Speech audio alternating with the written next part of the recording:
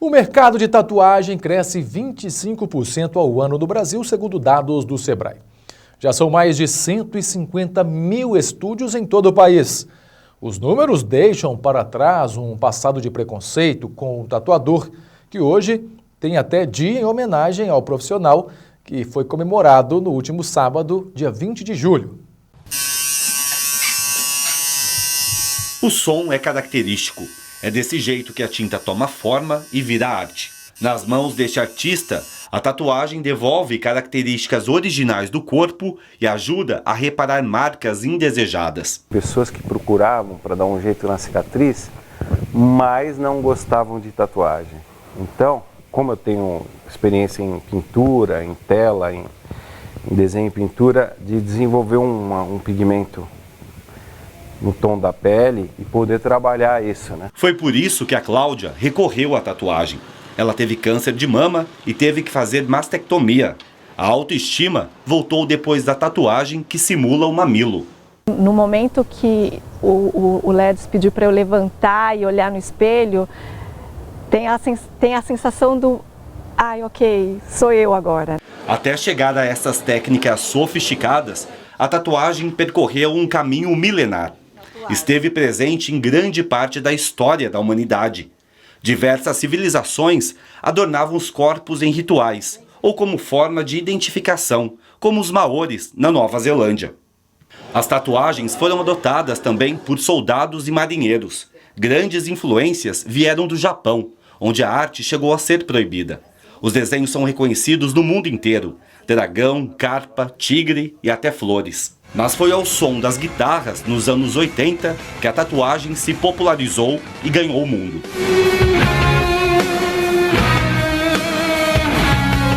Para começar era mais difícil, a gente não encontrava máquina de tatu, a agulha, a gente mesmo que fabricava as agulhas, as tintas era muito raro, quem trazia tinta para o Brasil, só tinha nos Estados Unidos. Hoje em dia não, hoje em dia a tatuagem é uma arte, é profissional, é tudo muito bem feito, feito com muito cuidado, cuidando da saúde e tudo mais.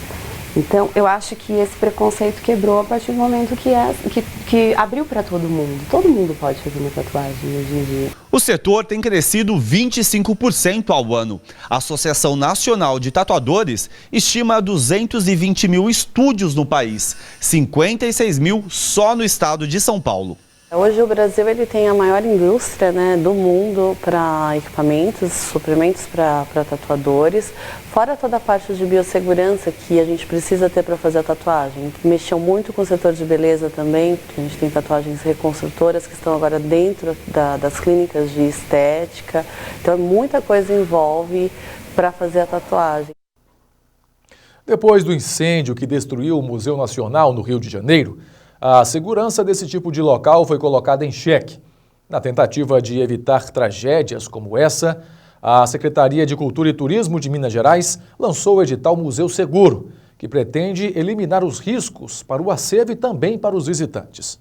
Dividido em duas categorias, o edital vai garantir R$ 3.500.000 a elaboração e implementação de projetos de segurança contra incêndios em museus do estado. A primeira parte, de R$ 1,5 milhão, é destinada às prefeituras. A segunda é aberta à sociedade civil.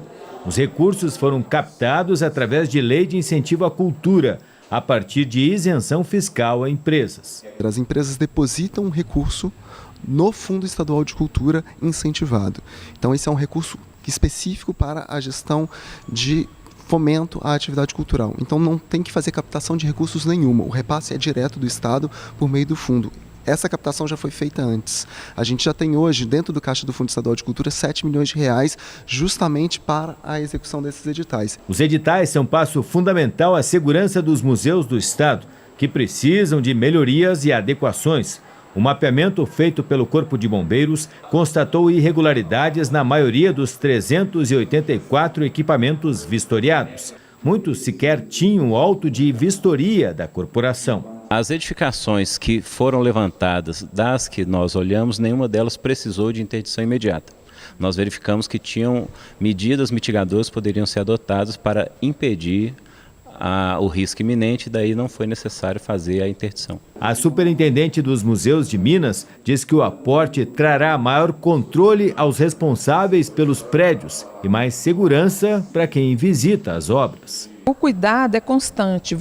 Com esse edital, a gente não vai resolver a vida das pessoas. Vai começar um processo, ele é importantíssimo para que as pessoas comecem a se importar com a questão da segurança. O secretário de Cultura disse que a proteção aos museus é prioridade de sua gestão. Eu comentava com a Ana Werneck, nossa superintendente de museus, que esse assunto era o que mais me provocava pessoalmente insônia. É um absurdo que nós tenhamos uma situação tão precária em Minas Gerais, o estado que tem o maior conjunto de bens tombados pelo patrimônio histórico, o maior conjunto de museus relevantes, de igrejas relevantes, e vis-à-vis o que nós vimos no Rio de Janeiro, no Museu Nacional, aquela trágica situação do museu no Rio de Janeiro, nós tínhamos que tomar uma providência. E agora o futebol. Nesse fim de semana foram disputadas 9 partidas válidas pela 11ª rodada do Campeonato Brasileiro. Confira os resultados e como está a tabela de classificação. No estádio São Januário, Vasco venceu o clássico contra o Fluminense por 2-1. No estádio da Fonte Nova, Bahia e Cruzeiro ficaram no 0-0. No Beira-Rio, clássico Internacional e Grêmio terminou empatado em 1-1. No Castelão, o líder Palmeiras foi derrotado pelo Ceará por 2-0. No estádio Rei Pelé, o Atlético Paranaense goleou o CSA por 4-0. No Engenhão, o Santos bateu o Botafogo por 1-0. No estádio Independência, o Atlético Mineiro empatou com Fortaleza em 2-2. Na Arena Corinthians, Corinthians e Flamengo ficaram no 1-1. E na Ressacada, Avaí e Goiás, 0-0. A rodada se encerra na noite de hoje, no estádio Morumbi, com o jogo entre São Paulo e Chapecoense. Com os resultados da 11ª rodada, a tabela de classificação do Campeonato Brasileiro está na seguinte forma.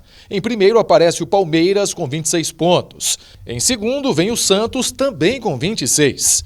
Em terceiro, o Flamengo tem 21. Em quarto, o Atlético Mineiro tem 20. Em quinto, o Internacional com 17. Em sexto, o Atlético Paranaense com 16. Em sétimo, o Botafogo também com 16. Em oitavo, Goiás, com 16, mesma pontuação do Corinthians, que está em nono. Em décimo, Grêmio, com 15 pontos. 11º, Bahia, também com 15 pontos. A mesma pontuação do São Paulo, que está em 12º. O Ceará agora é o 13º, com 14 pontos. O Fortaleza é o 14º, também com 14. Em 15º, o Vasco, com 12. 16º, o Cruzeiro, com 10 pontos. Na zona do rebaixamento, em 17º, o Fluminense com 9 pontos. 18º, a Chapecoense com 8. 19º, o CSA com 6. E na lanterna, o Avaí com 5 pontos. E ainda falando de futebol, após a Copa do Mundo de Futebol Feminino, disputada na França, muita gente achou que o esporte teria uma visibilidade maior aqui no Brasil. Você vai conhecer agora o dia a dia de meninas que jogam futebol e que ainda estão longe de conseguir realizar o sonho de virar jogadoras profissionais. O campo com a grama castigada é o palco. É aqui que a Bruna deixa de ser cabeleireira para perseguir o sonho de infância, se tornar jogadora de futebol. Aos 27 anos, só conseguiu realizar testes em times profissionais 2 vezes. Enquanto a chance não vem, aproveita os torneios de várzea e se prepara por conta própria. Treinar na academia, correr na rua, no parque, né? E quando tiver a oportunidade de jogar bola entre amigos, né? Treinar na quadra ou no campo, nós temos que nos preparar. A Nathalie compartilhava do mesmo sonho, mas teve de se dedicar aos estudos e ao trabalho, porque não via como sobreviver do esporte. Hoje eu não conseguiria abandonar minha carreira, o meu trabalho para jogar, mas muitas têm sonho, né? No nosso time você vê assim o desempenho, a vontade, o sonho, tem sim, elas carregam sempre. A falta de oportunidade não é a única barreira. Muito preconceito, muito. Futebol não é coisa de mulher, futebol é só de homem. Mulher tem que ficar em casa. Se a gente vai num estabelecimento, falar um patrocínio, porque quando a gente fala mulher, um time de futebol para mulher, de mulher, você já ver a expressão da pessoa já mudando ali na hora. Quem vence o preconceito ainda enfrenta outras dificuldades. Menos campos, menos times, menos torneios.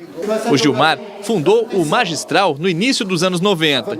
Quase 2 décadas se passaram e as meninas ainda não têm lugar para treinar. Muitas meninas arcam com o próprio bolso, né? Pegam um trem, um ônibus, né? Aí tem a minha Kombi, que cabe mais ou menos o suficiente, a lei das meninas, mas a maioria se viram mesmo do próprio bolso. Este torneio em Barueri, na Grande São Paulo, é disputado por 12 equipes. Na categoria masculina, são mais de 400. A diferença também é gritante em termos de premiação. O maior torneio de várzea feminino do estado paga quase 7 vezes menos para as mulheres que em relação aos homens. De pouco em pouco, elas vão driblando os problemas. A Copa do Mundo Feminina na França, por exemplo, aumentou a esperança por igualdade entre mulheres e homens no esporte. No Brasil, os clubes profissionais agora são obrigados a ter uma equipe feminina se quiserem disputar torneios sul-americanos.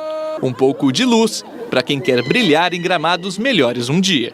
Tenho certeza que esse ano foi ano de mudança e vai melhorar bastante. Está começando a melhorar bastante. Pelo futebol, isso nos move, né? E todos os dias eu sonho, sim. Ainda tenho o sonho de ser jogadora de futebol, sim. E o Minas Brasil Notícias de hoje termina aqui. Mais informações no nosso site mbnews.tv.br, também no Facebook MB News e no YouTube, canal Jornalismo Paracatu. Outras notícias nessa terça-feira no Jornal da Manhã com Lilian Derguia. Uma boa noite e até amanhã.